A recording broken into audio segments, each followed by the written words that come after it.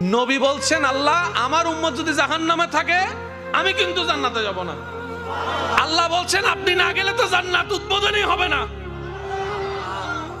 এবারে মামলা কি দাঁড়ালো? আল্লাহ পাক বলে যে আমি তাহকামুল হাকিমিন নিজেকে বলেছি, বিচার না করলেও তো জিনিসটা সুন্দর হয় না। অনবী একটা কাজ করেন, ওয়ালা সাউফা ইউতিকা রাব্বুকা ফাতারদাত, আমি কাউকে বলি নাই, আপনাকে না বলেছি। ওমা আরসালনাকা ইল্লা রাহমাতাল লিল আলামিন, কারো সম্পর্কে নাজিল করি নাই, আপনাকে দিয়েছি।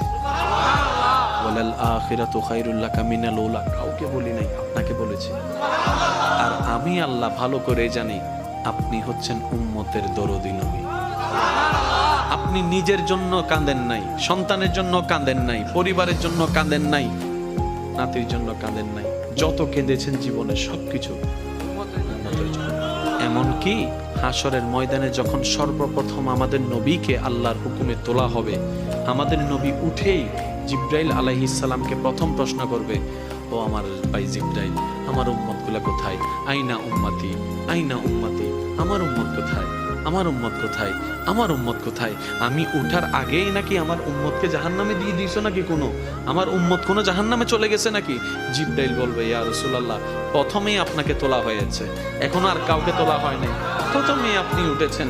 আমার নবী বলবে, আমার উম্মতগুলা কোথায়? জিবরাইল বলবে, ইয়া রাসূলুল্লাহ, এখনো তারা উঠে নাই, উঠবে একটু পরে। নবী দৌড়াই চলে যাবে আল্লাহর রহমতের দরবারের দিকে। সিজদায় যে পড়বে একটাই কথা থাকবে, রব্বি হাবলি উম্মতি, রব্বি হাবলি